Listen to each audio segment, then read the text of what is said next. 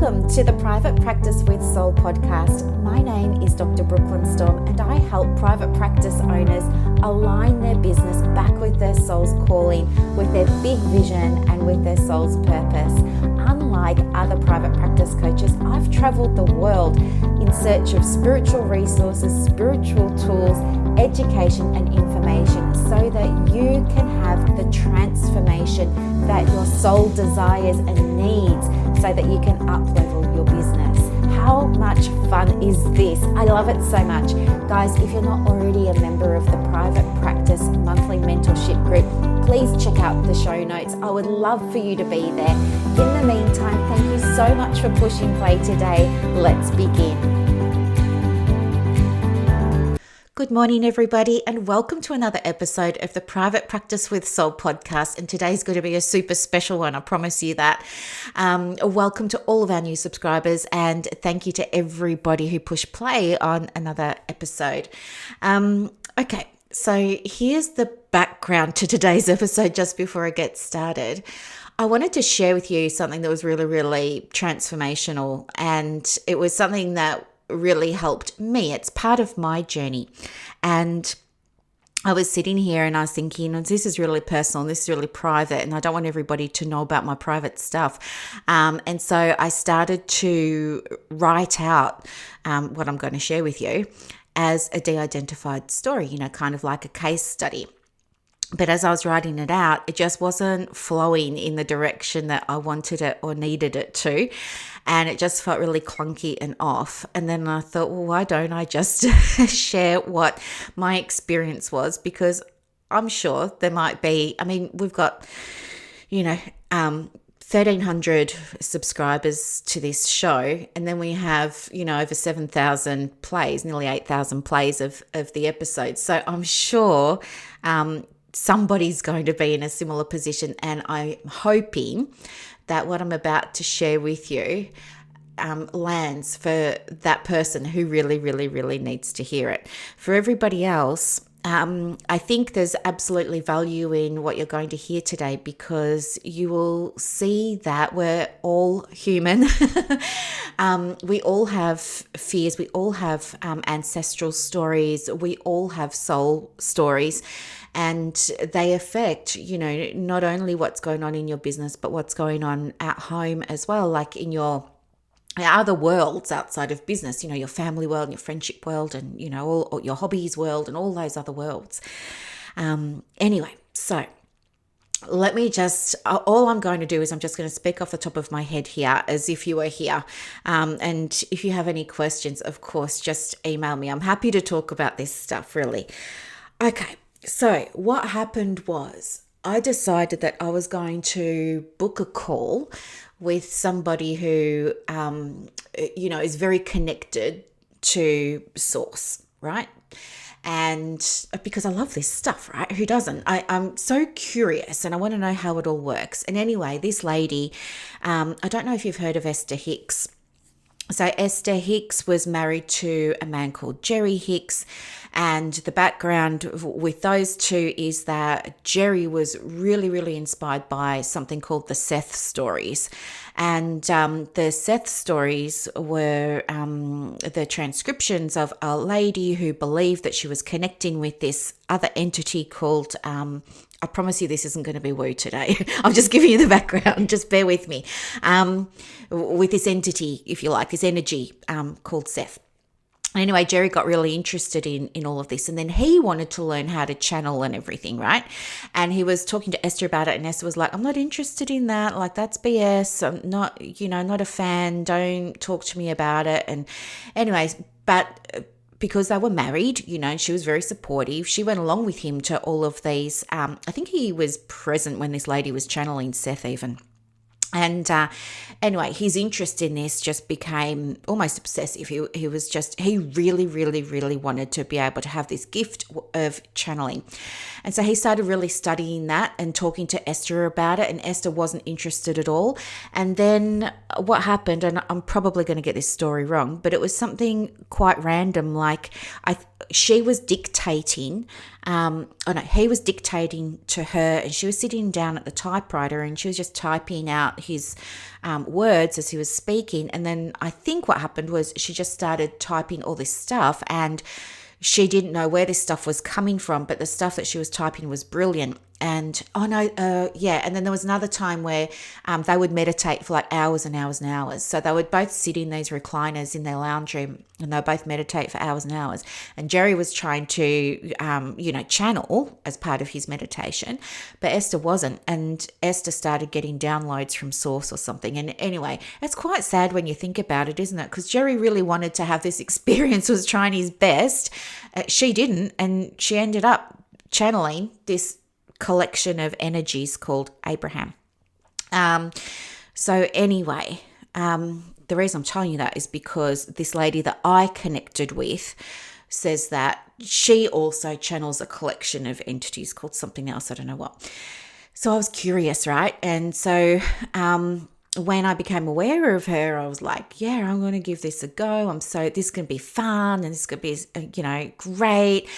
Anyway, it was like a 4-hour marathon on Voxer. So Voxer is a walkie-talkie app that you can get for your device. And it allows you to communicate with anyone anywhere in the world, and it's free and da-da-da-da. I mean, honestly, you could just do it on Messenger. But anyway, so you use Voxer. And you get to ask questions about everything that's going on in like your life or your business and stuff like that. And she just kind of acts as this channel. And so, I didn't really know what to expect. And I'd written out a bunch of questions. And before you go and have this session, she says to you, don't bombard me with questions. Like, I need time to connect in with energy and da-da-da-da. And I was like, yep, that's cool. All good. So I had a collection of about maybe 10 questions. I knew that I was going to be able to ask maybe 3 or 4 an hour over this 4-hour period. And anyway, of course I started with money. Well, I don't know why I said of course, but for me, as money is very, very important to me. It's not that I want $1 million, but it's what money represents for me. I live alone, I work alone, I'm doing it all by myself here. So I have to have, that steady flow of money coming in. So that's where I began. And I was so thrown when she responded and she said that was a really weird question to ask. It was really odd that I began there. Why did I begin there? And I guess the thing is, I began there because I just wanted to cut to the chase, because I don't know about you guys, but when you've been counseling for a while, it's almost like sometimes in your mind, although everybody's on their own journey and they have different experiences of things, sometimes because of our training and because of our, practice wisdom and lived experience, sometimes you just kind of know where a client's going to be going with something, right? Well, it's the same with talking to her. So I just thought, I'm just going to cut to the chase. I'm just going to go bang, right? I'm going to start with the end. Because I wanted to get the most out of this time that I had with her. Anyway, so she says it's weird that I'm asking about money. And she wants to know a little bit more about why I'm asking about the money. So I tell her, I really want to make sure that I've got a steady income stream coming through the practice and coming through the businesses and all of that sort of stuff. And anyway, then she says to me, well, tell me what you do. Like, what do you do in life? What's your business about? Because we'd never met. We'd never discussed. I never filled out any application forms. It was just like, I booked this call. And so then I tell her what I do, right? And anyway, then she kind of says to me that, there's nothing really for me to worry about. Like, there's no real fear for me to have in my private practice. And, again, she says to me, look, you believe that everybody's got the answers within. And I'm like, yes, that's right.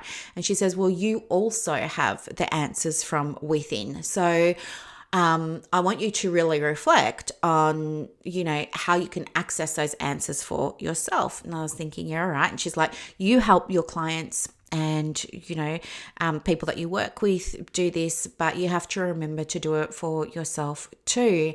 And I was like, okay, yep, well, I thought that I was, but I can absolutely try a different way. So anyway, what I did was I grabbed out the pen and everything.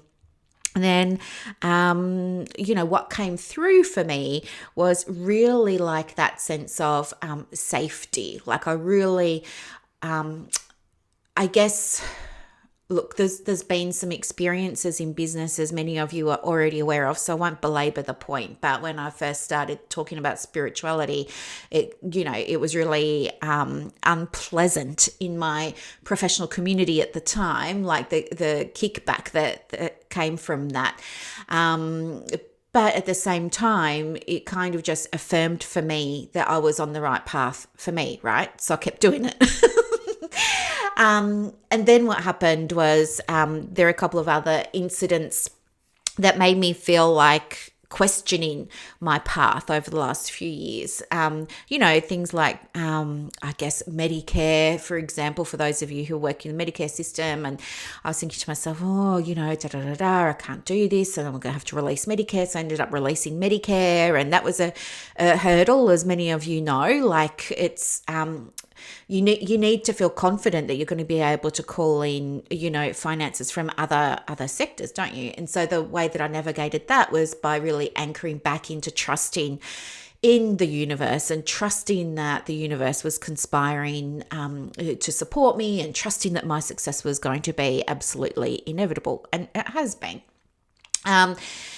And so then what happened was there were some instances in, different groups and stuff like that in the online community that just weren't very pleasant, because I think some people just don't really understand what, and it's not their fault. It's probably my fault for not explaining it clearly enough. But I think there are some people that think integrating spirituality and spiritual approaches with how you choose to run your practice might not be ethical, and it's a bit too woo, and so they don't, it's just like red flags for some people, it triggers some people, etc., and then there's all this like uncomfortable stuff that happens because something within them has been sparked for whatever reason. And then things just kind of get out of control and you can't get them back on track, and it's better just to walk away. So anyway, I had all of this sort of stuff like top of mind. And anyway, I guess what I realized when I allowed myself to find the answers from within was like by connecting into my highest potential, or that version of me that's got the practice and that handles life and everything. What came through was that I know that it is safe for me to operate my business in the way that feels aligned for me. And that by standing for something, that's safe too. And it's safe because I get to be a light for those people who might be hesitant about following their purpose and, handling difficult times that come through for them and things like that. And the other thing that I realized was that, if you're ever feeling unsure of yourself when it comes to your private practice, for example, is, remember that you're not in it alone. And remember that there are always people that you can look to who are already doing it for guidance, okay? And then the other thing that came through for me was that, I was thinking to myself, oh my gosh, I just need to create more. What if I create more stuff? Then what will happen is I will be able to help more people, yes. And then what will be able to happen is I will grow my audience, yes. And then what will happen is I'll be able to get more clients, yes. And like this is the thinking, right? And then I'm thinking to myself, but will there come a time where the clients run out? Like what happens if somebody signs up for a 12-month program and they have these great transformations and you get the testimonial and it's all great and you love each other and it's all amazing, and then nothing, like that person doesn't come, not that person, that maybe that person spot or that person's place isn't topped up by a new person. Like, maybe, I don't know, there was fear there in the past around, people will come through my programs and things like that, but then there's not going to be anybody there to replace them when I finish working with those ones, if that makes sense. And so what came through for me when I was doing the inner work was, trust what you believe in. And of course I believe in everything's unlimited. Therefore, a supply of clients is in abundance. And why am I focusing on what's not, or the drama or the fear or something like that, instead of shifting my attention and turning my head to the other side and seeing that, hang on, if I look at this end of the stick over here, there's an endless supply of people who need me. There's an endless supply of people who need my message of, it being more than safe for you. You get to choose how you want to run your business. And if you want to read an oracle card at the start of every day, that doesn't make you unethical. That just means that you're connected to your purpose. If you want to do journaling in your lunch break to get some guidance around how to handle a certain situation in your practice, that does not make you unethical. It makes you connected to your purpose, right? Anyway, so all this sort of stuff came up. And then the other thing that came up was the idea, and I haven't played with this too much yet. Even I need to pace myself when it comes to learning about spiritual things, but there is this whole concept of, your ancestral line, like what is your through line? Some people believe that, like our soul comes here for lessons.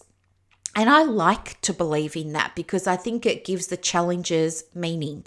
But anyway, so one of the things that came through for me was, well, do you know what? And it was in the cards by Rebecca Campbell, Work Your Light, and it's just never left me.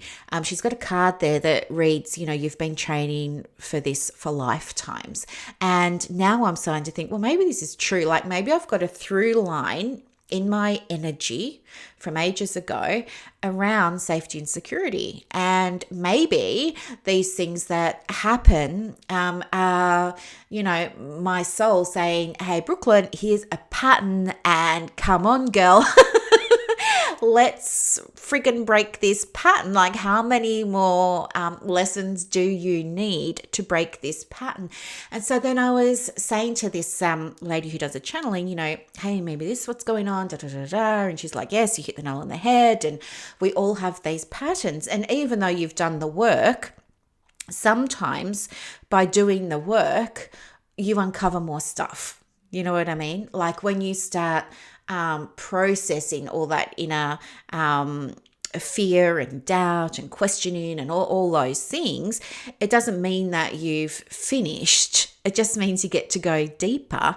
And when you dig deeper, like an archaeologist, you dig up more stuff, right? And so you're constantly learning and constantly evolving. And so this stuff got dug up for me, right? And anyway, some of the other stuff that came through was I was kind of saying, well, you know what?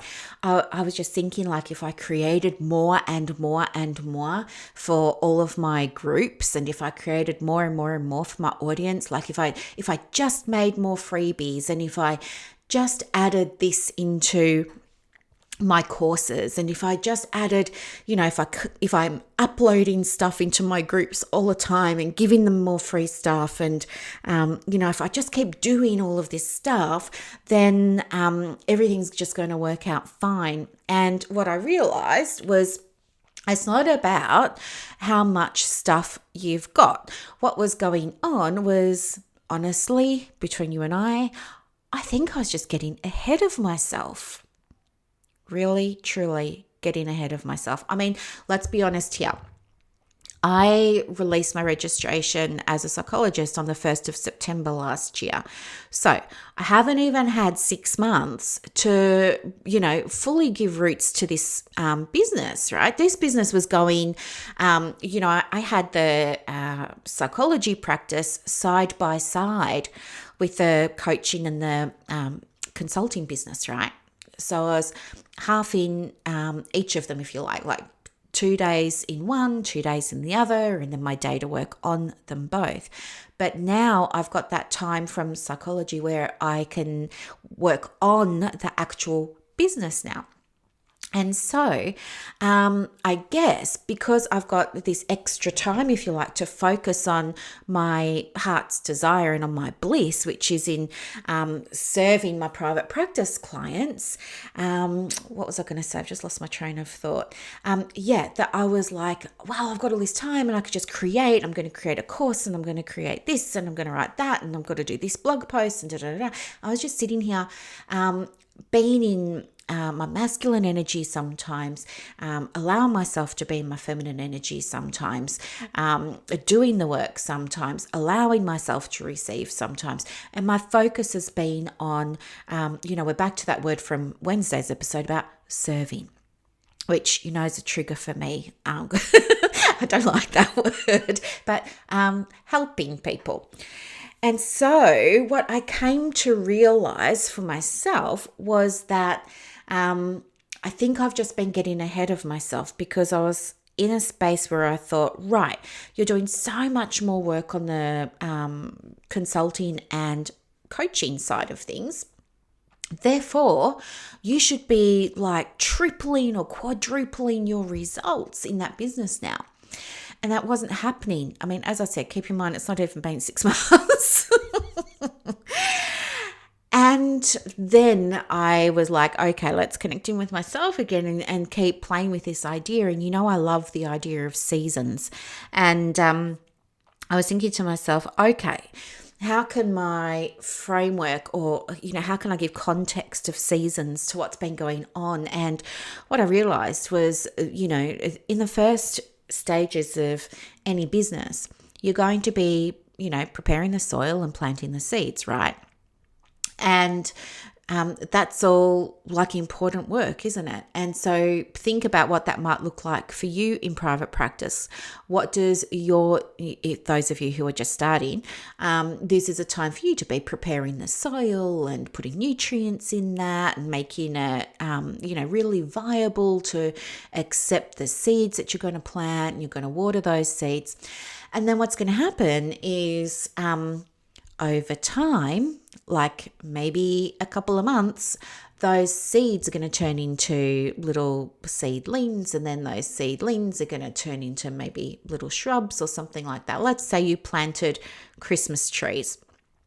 So after a couple of months, maybe you're going to have like these really small beginnings of a Christmas tree. And then what you're going to do is, let's say, this is the beginning phase of your new business, or this beginning phase of your private practice. And you've got these little trees up, and then what are you going to do? You're going to look after them, right? And what does that mean? That means maintaining them, doesn't it? It doesn't mean going and finding ways of propagating new trees. And you've got to look after these little trees that you've got. And you do that by making sure they're getting everything that they need. You're getting the bugs off them. You're keeping the soil good. You're watering. You're weeding from around the base of the tree. You're maintaining. And so what I learned was, what came through for me was that when you're in that seasonal phase of your business and you're maintaining things, that's when you want to start looking not at creating more stuff, but you want to look at saying, well, I'm not going to create any more stuff. How can I trim and prune and weed what I've already got? Okay. And so what that can look like is going back into your pre-existing services and products and saying, okay, what can I prune? What can I let go of? And this is where things like tracking your numbers comes in really, really, really, really handily, because you can get a quick look there. Like if you're tracking your numbers for your social, for example, and you've been tracking them for 2 or 3 months, you will know exactly what's working for you and what's not. Like if you're not getting any new followers, or the amount that you need, or you're not getting the engagement or whatever it is you're tracking, but you are on LinkedIn, well, this is a time for you to prune Instagram, and maybe to look at, okay, what can I do to fluff up your LinkedIn things that I'm doing? What seems to be working on LinkedIn? What's getting the most traction there? Is it videos? Is it my articles that I'm publishing? All of those sorts of things. And anyway, and so that maintenance phase is going to last for a little while. And here's the really cool thing. When you're weeding and pruning and doing all of those things, the tree continues to grow. Right? This Christmas tree grows from something small and established to something medium sized, right up to something big, doesn't it? And then what happens is, maybe if you're a Christmas tree farm, maybe what you do is you sell off that Christmas tree, somebody buys it. Well, it's nothing to get upset about. It's not that you've lost a Christmas tree, because at the same time, you've got new trees starting to grow. And you've got medium trees and you've still got tall trees. And so you've created a cycle here of introducing things with a really calm pace. Plus, you're looking at, what can I prune? What can I let go of? Hey, maybe Christmas trees isn't for me. Maybe I want to plant, fruit trees or something like that. And you can use fruit trees for the same analogy. You plant your seeds. Maybe it's an apple tree. You plant your apple seeds and you look after them, and then it starts to establish itself, and then it's going to get bigger, and then you're going to pick the fruit off it, and then it's going to continuously produce fruit. Right? Actually, apple trees is probably a better example than Christmas trees, because once that tree has been loved and nurtured and cared for and watered and pruned and trimmed, and you've removed branches and limbs that are preventing light from getting in or out and all of those sorts of things, and the tree's like fully established. You think about a fruit tree, it's been there like 10 years or 20 years or something like that. It continues to produce fruit with very little time investment from you, and that's where we want to get your practice. And so this is one of the things that came through for me when I was doing the work for myself. And the other thing that I want to share with you is I used to think, okay, there's this period where I'm creating all of this stuff, right? Not seeing any results. So I want to continue to create more stuff. That's my default. I want to get in that masculine energy and do. And then people say, or not people, my inner guidance says, wait, give it time, and then you'll start to see the fruits of your labor. And I'm like, okay, cool. Thank you, higher self. I get that. So now I've got this gap where I'm kind of not doing anything. I'm just like, this is the waiting period. And then I feel triggered by that waiting period because I feel like I want to go back to my default of doing. So I'm just like, well, do I energetically, sit on my hands, so to speak? Like, what's happening in that gap, in that waiting period? But that's where the guidance came through, that it's not a gap and you're not waiting. What you're doing is you're maintaining. That's where you're doing all your pruning and trimming, okay? All right. And what else came through? Just let me have a quick look at my notes here.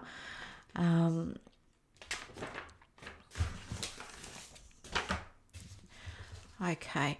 And what I started to say to you at the beginning was how your energy isn't just restricted to what you're doing in your private practice, right? Your energy doesn't have a beginning or an end. You might wear different masks at home and at work and, at netball or, shopping or wherever you are. You might wear different masks, but your energy is your energy. And if you have an underlying belief that you need safety and you need security. What you're really talking about there is trust. Cultivating trust in the universe, trust in yourself, trusting what you're doing is working, trust that you're supported. And I think, when I was talking to this lady, she said to me, hey, what else is happening in your life outside of business? And I was like, well, actually, there's this guy, and I've just started talking to this guy, and, I haven't been on a date for nearly 4 years now. Well, I think it's 3.5, but I've honestly lost track. And anyway, she was like, oh, why haven't you, been on dates for such a long time, Brooklyn? And I said, oh, well, I've had some unpleasant experiences with men, men taking my money and, me having to start over again and, da-da-da-da-da. And it was like, as I was saying this, I already knew what was coming through. And that was like, here we have energy of me needing to feel safe, me needing to feel secure, me not trusting. And this is showing up in my business. And it was like a light bulb moment. And then the rest just kind of happened very naturally and easily because it's kind of like as soon as you have that awareness, you know what to do. And that knowing what to do for me was, okay, I need to recognize that I'm defaulting to this old pattern that's definitely asking to be broken. It's showing up in life. It's showing up in business. How do I break it? Am I ready to break it? Yes, I am. So what's the steps? That's my masculine side again. What's the steps? What's the strategy to breaking this pattern that my soul seems to keep hitting me over the head within life and business? And so the way for breaking that pattern is to really look to examples of people who are already doing what you want to do. Of course, and to continue to tune into your higher self, of course, but also to recognize that you're on an ongoing journey. Like the journey doesn't end for anybody. It doesn't end. It's kind of like, the good side of the Dunning-Kruger effect where it's like the more you learn, the more you realize you didn't know and the more you realize there is to learn. And that's good because that's your growth. And of course you need a willingness to be able to release, soul patterns and these energetic beliefs that have been going on for you in this lifetime here on earth and maybe even longer, who knows, but you need to be able to be willing to let go of those. And you know what, we all know this, right? We all know about releasing limiting beliefs and stuff like that, and I think we play with all the safe beliefs, don't we? But when it comes to like stuff that's been sitting on your heart for a long time, just thinking about releasing those beliefs can be a trigger in itself, right? And so when I think about, okay, well, what would that look like? Well, it's not going to be the opposite. I'm not going to just launch into everything's trustworthy, everyone's trustworthy, everything's going to be fine. I can't do that. And that's not what I teach. What I teach is to do things incrementally and to find a process. So for me, to give you an example, I'm just going to simply say something like, I'm in the process of learning to trust my intuition when it comes to A, B, and C. And the way that I'm going to embody that is by tapping into my feminine energy, because I've also been able to realize just by how my life's unfolded, I have been conditioned to be in my masculine energy.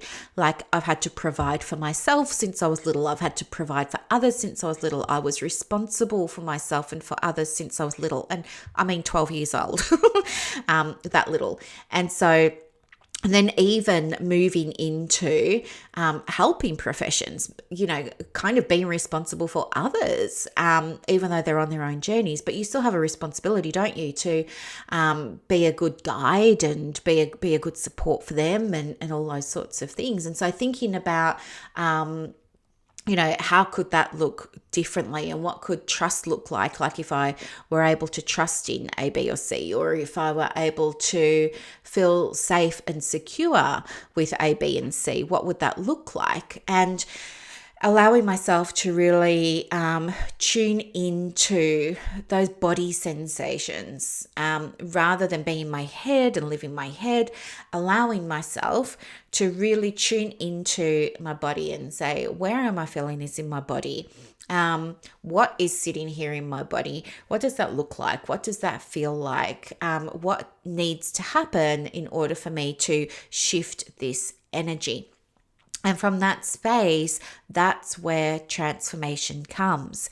And what you'll see is that, like the example I'm giving you from my life here, you guys will also have, whether you're ready to see them or not, or whether you do see them or not, or wherever you're at, you'll listen to this and maybe some point in the future you'll have an experience where you go, oh my gosh, I've got this pattern in life and it's showing up in work. And yeah, maybe I need to break something. I want you to understand that there's nothing, you're not doing anything wrong by recognizing that there's work to do. In fact, that's your soul growth, and that's where you want to be. Because when you're growing, you're evolving. And when you're evolving, you get to show up differently in your private practice, and you get to show up differently in your life. Plus, you get to, you don't have to say to your clients, I'm genuine and I'm authentic. You know in your heart that you've been through your journeys, that you can relate, and they're going to pick up that you're genuine and that you're authentic by the energy that you bring to that session with them. And what a gift that is, I think that's very different to some other professions where it's not like that. It's very, I'm here, you're there, I'm the expert, I'll tell you what to do. And then if you do all of the things, you'll be healthy like me. I think that's the value in coaching and counseling. In my mind anyway, I feel like you get to be more real with your clients, and I think that they really respond to that differently. And you can have much more powerful connections and help your clients experience more powerful transformations, especially because you understand that this isn't a case of we're just going to solve one problem in 6 sessions and then goodbye, you're fine for life. It's working with clients who are like, okay, what are the different layers here? What's really going on? How are these things manifesting in your life? How are these things manifesting in your business? And let's start processing some of this stuff and understanding that it's ongoing, like it never ends. And, I know some people have this idea that, like I'm working with 2 ladies at the moment, right? They are amazing ladies and they both have these great businesses, and they're both working on their websites because that's one of the things I help them with. I don't do the websites for them, but I help them in terms of how to, create the content for them that's really going to speak to their soul and, share their message and da-da-da-da-da. Anyway, these 2 ladies that I'm thinking about have beautiful websites, absolutely beautiful websites. Like, I read the copy that they've put up and oh my gosh, it's just so good for my soul to read that. And I just know that there are clients that are going to read that and they're going to like push the book now button straight away. I know this. But both of these women are still mucking around with their website after 3 months because they want it to be perfect. So they're doing most of the action, but they're not pushing publish on the website. So nobody's seeing the website, and then they're not getting referrals, and they're like, I'm doing all the work and I'm not getting the referrals, and what's going on? But here's the thing, right? For these 2 ladies, they've both identified perfectionism as one of their things. Like they want it to be perfect. And, there's fear of judgment, I think. If I don't put out something perfect, somebody's going to criticize it and somebody's going to judge it and somebody's going to not like me and somebody will put a bad comment or somebody will send me not a nice email and da da da da. So it's really not about being perfect. It's really around how can I put something out in the world and not be judged. And then guess what? When you start to go deeper with these two ladies, they've got this same fear in life. And so everybody will have some kind of much deeper pattern that you're running that's showing up all over the place for the simple fact that your energy doesn't have a beginning and an end.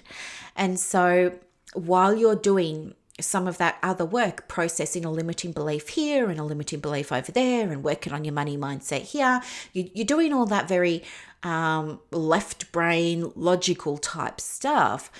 But once you've done all of that and that's been cleared, guess what? That's when you get to do this other deeper work. And that's what I mean. Like you'll always be digging and you're always going to uncover new stuff that needs to be brought out into the light so that you can make a decision if this is something you want to dust off and polish and keep and or if it's something that you want to let go of now.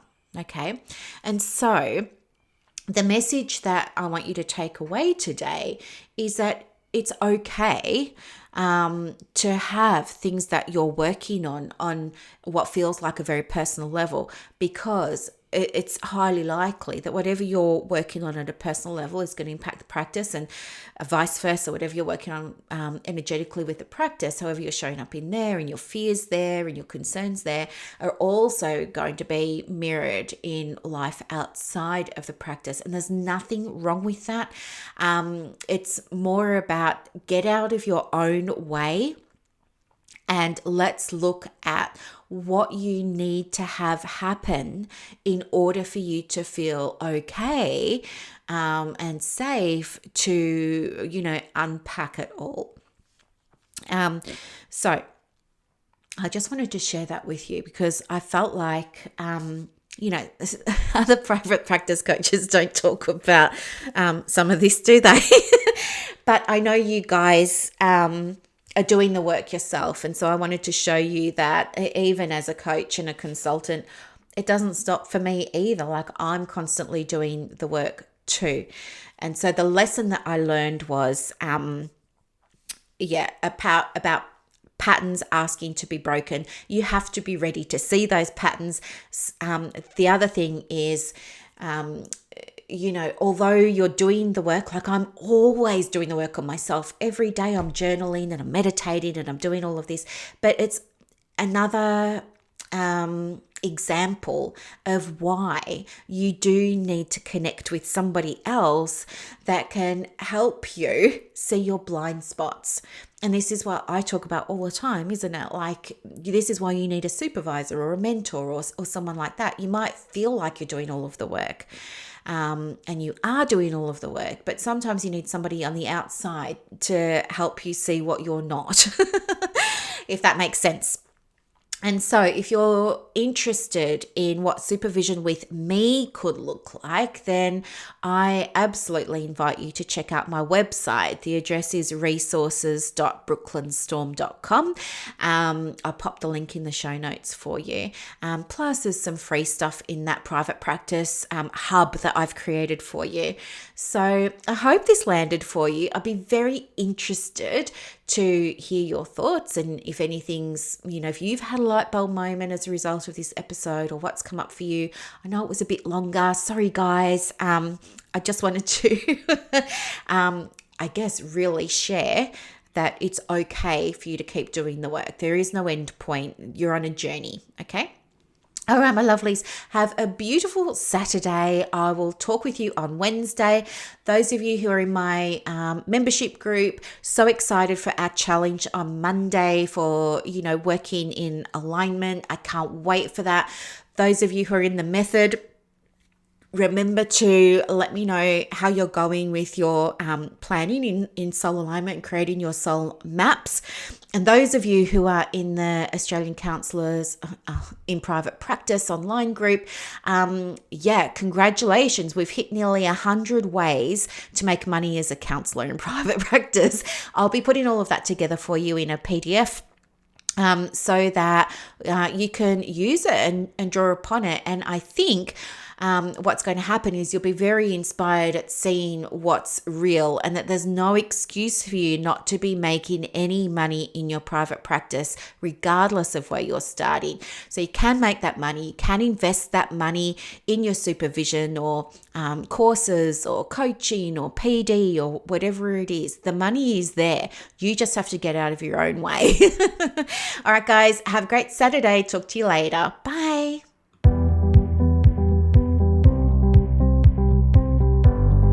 Thank you so much for listening to this episode of the Private Practice with Soul podcast today.